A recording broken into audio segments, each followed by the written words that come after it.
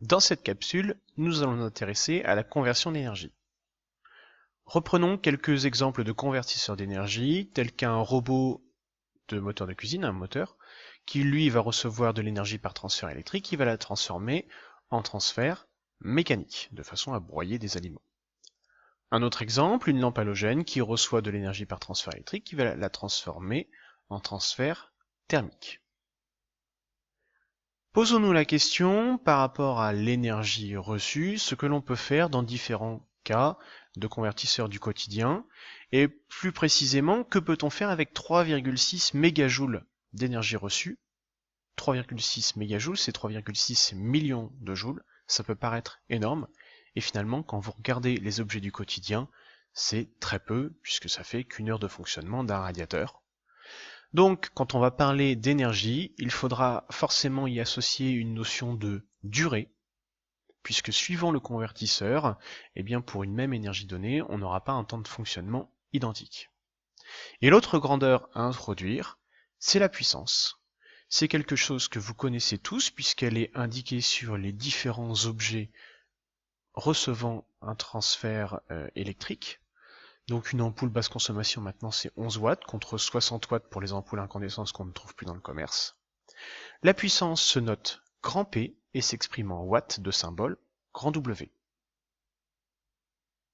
Donc, résumons, l'énergie reçue par transfert électrique, on peut la calculer à partir de la relation WE égale P fois delta T, où delta T représente la durée de fonctionnement.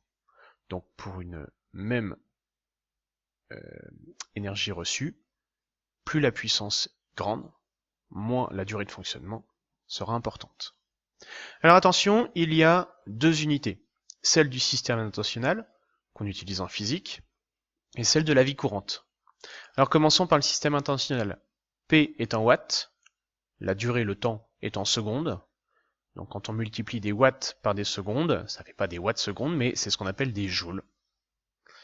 Et vous avez vu que 3,6 mégajoules par rapport aux objets du quotidien, ça ne correspondait pas à une durée importante, et pour les factures d'électricité notamment, ce ne serait pas pratique. Donc, dans la vie quotidienne, on met P en watts, voire même en kilowatts, et le temps, la durée, en heures. Ce qui fait que l'énergie est exprimée en wattheure ou en kilowattheure. Attention, je ne dis pas des kilowatts par heure. On multiplie bien une puissance par un temps, donc c'est watts fois heure. Revenons sur mon petit calcul de tout à l'heure, enfin du moins ma valeur d'énergie, 3,6 mégajoules, et bien en fait cela correspond à 1 kWh, c'est-à-dire faire fonctionner un appareil d'1 kW pendant une heure. Vous voyez que c'est pas grand-chose. Alors, deuxième étape, ce qu'on appelle le rendement de conversion. Je vais prendre un exemple tout simple, votre smartphone, vous l'utilisez pour écouter de la musique, consulter, utiliser vos applications, regarder les vidéos et bien évidemment lire en boucle les capsules de physique, mais vous avez vu qu'au bout d'un moment, votre téléphone, il chauffe. Or, le but de votre téléphone, ce n'est pas de chauffer, c'est de vous fournir l'écran, la musique, ainsi de suite. Eh bien, c'est un peu pareil quand vous utilisez un robot de cuisine. Si vous l'utilisez longtemps, vous allez voir que en plus de vous convertir en transfert mécanique, il va y avoir un transfert thermique. C'est ce que l'on appelle l'effet Joule. Et donc, vous voyez que ce qui est reçu, le transfert électrique, ne sera pas totalement transformé en ce que vous voulez, ce que vous souhaitez, c'est-à-dire ici un transfert mécanique, mais une partie sera perdue dans l'environnement. Alors, le rendement, ou ce qu'on peut appeler aussi l'efficacité énergétique, qu'on notera état, et le rapport, donc c'est un N avec une patte un peu plus longue, et le rapport de l'énergie utile sur l'énergie reçue.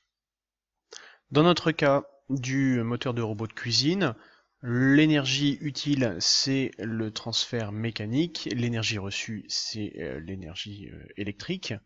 Imaginons que le moteur reçoive 200 kJ par transfert électrique et qu'il ne fournisse que 168 kJ par transfert mécanique. À ce moment-là, on a un rapport de 168 10 puissance 3 divisé par 200 10 puissance 3, ce qui nous fait 0,84, et on l'exprimera plutôt en pourcentage, soit 84%.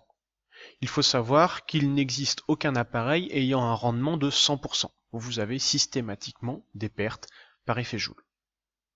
Deuxième exemple, un peu plus complexe au niveau des notations, c'est la lampe à halogène. En fait, tout à l'heure, j'ai parlé de transfert thermique, mais pour une lampe halogène, ce qui nous intéresse, c'est le rayonnement. Et vous savez tous que lorsque la lampe est allumée, elle fournit également un transfert thermique, et là, c'est vraiment de la chaleur. Sauf que nous, ce qui nous intéresse réellement, c'est la lumière. Donc ici, le rendement, c'est la partie thermique rayonnement divisée par l'énergie électrique reçue. Il faut savoir qu'avec les lampes à halogène, il est très faible. On est à des meilleurs rendements avec les lampes à LED par exemple. Si je résume, on a donc l'énergie reçue par transfert électrique qui se calcule à partir de P fois la durée, avec deux unités, soit les joules, soit les wattheures. Le rendement de conversion, eh bien, il est lié aux pertes par effet Joule et on le calcule en faisant le rapport de l'énergie utile divisé par l'énergie reçue.